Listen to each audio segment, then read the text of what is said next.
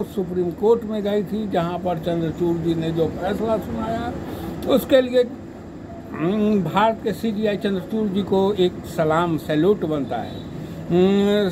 उन्होंने सरकार को आगाह किया कि सरकार से सवाल करना राष्ट्रद्रोह नहीं होता है, और वास्तव में हम लोग जानते हैं कि भारत के संविधान में राष्ट्रद्रोहियों के लिए भी सजा का प्रावधान है। लेकिन 2014 के बाद जैसे दो तरह के विचार, जैसे सनातन काल में भी राक्षसी प्रवृत्ति और धार्मिक प्रवृत्ति के बीच संघर्ष चल रहा था, वो संघर्ष आज के डेट में भी बना हुआ है। दो विचार आपस में टकरा रहे हैं। न्याय भी आपस में संघर्षरत है कि कैसे वो अपने को स्थापित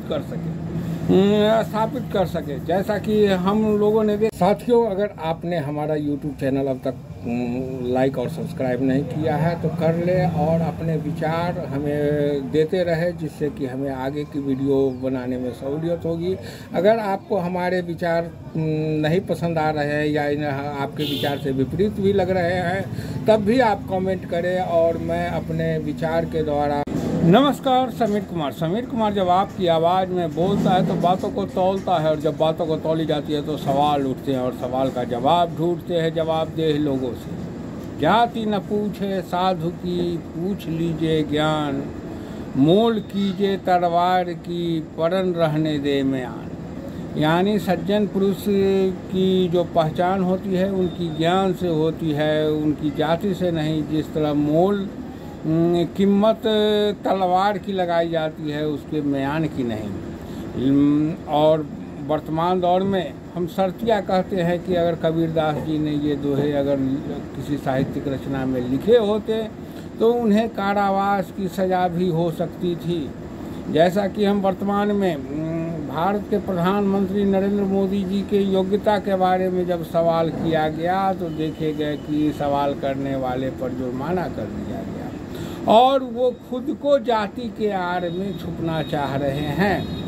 वो बराबर इंगित कर रहे हैं कि हम नीच जाति के हैं, यानी कि वो भारत के प्रधानमंत्री हैं, यानी कि भारत के एक ऐसे योग्य व्यक्ति जो पूरे देश की चलाने की क्षमता रखता है, उनके ज्ञान के बारे में मत पूछिए। उनके से अगर पूछना है तो वो किस जाति से हैं, इसके बारे में उनसे सवाल कीजिए। और जैसा कि वर्तमान दौर में सवाल करना गुनाह हो गया है, पूरा देश चला रहे हैं नरेंद्र मोदी जी, लेकिन अगर उनसे उनके क्रियाकलापों पर सवाल किया जाता है तो वो सवाल करने वाले को पनिशमेंट दिया जाता है। ऐसा वर्तमान बनावट हो गई है हमारे देश के प्रजातंत्र की। और जैसा कि हम लोगों ने देखा कि राहुल गांधी जी ने जब भारत के प्रजातंत्र के बारे में ब्रिटेन में बोला तो पूरे सत्ताधारी दल के केंद्रीय मंत्री इन लोगों ने कहा कि विदेश में जाकर के हमारा अपमान कर रहे हैं, हमारे देश की शान घटाने का काम कर रहे हैं। तो माननीय प्रधानमंत्री जी, आप कुछ ऐसा क्यों नहीं करते कि आपकी देश की शान आपके क्रिया से बढ़ने लगे।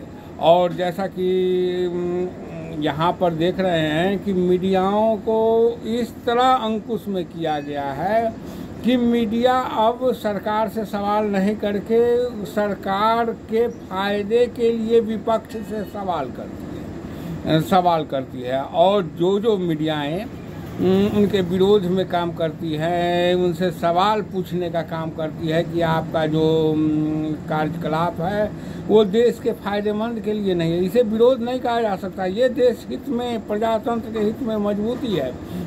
वैसे मीडिया को या तो खरीद लिया जाता है या उन पर प्रतिबंध लगा दिया जाता है। कल ही एक केस मतलब केरला की एक मीडिया थी जिस पर देशद्रोह का आरोप लगा करके उस पर चैनल को प्रतिबंध लगा के बंद कर दिया गया था कि उन्होंने सीए दिल्ली में जो हादसे हुए थे इस पर सरकार के सामने सवाल क्रिएट किए थे, तो उन पर ऐसे आतंकी धाराएं लगा करके उन पर प्रतिबंध लगाया गया कि एक देशद्रोही हो। और चूँकि केरला हाई कोर्ट में भी उसके प्रतिबंध को बरकरार रखा गया था, तो वो मीडिया हाउस सुप्रीम कोर्ट में गई थी, जहां पर चंद्रचूड़ जी ने जो फैसला सुनाया उसके लिए भारत के CGI चंद्रचूड़ जी को एक सलाम सैल्यूट बनता है। उन्होंने सरकार को आगाह किया कि सरकार से सवाल करना राष्ट्रद्रोह नहीं होता है, और वास्तव में हम लोग जानते हैं कि भारत के संविधान में राष्ट्रद्रोहियों के लिए भी सजा का प्रावधान है। लेकिन 2014 के बाद जैसे दो तरह के विचार, जैसे सनातन काल में भी राक्षसी प्रवृत्ति और धार्मिक प्रवृत्ति के बीच संघर्ष चल रहा था, वो संघर्ष आज के डेट में भी बना हुआ है। दो विचार आपस में टकरा रहे हैं। न्याय भी आपस में संघर्षरत है कि कैसे वो अपने को स्थापित कर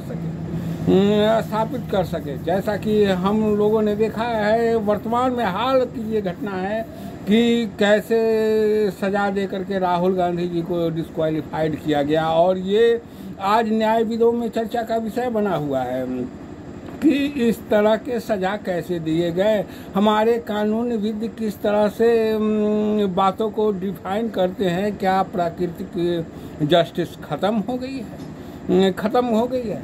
और चंद्रचूड़ जी ने कहा कि आप ऐसे ही किसी पर आतंकवादी या आतंकी की घटनाओं में संलिप्त नहीं बता सकते हैं जब तक कि उसकी संलिप्तता का सबूत नहीं दे सकते हैं, और आप सिर्फ एक बंद लिफाफे में लिख करके दे देते हैं कि ये राष्ट्रद्रोही के माने सरकार से सवाल कर रहा है, तो ये राष्ट्रद्रोही काम है। ये ऐसा नहीं हो सकता है।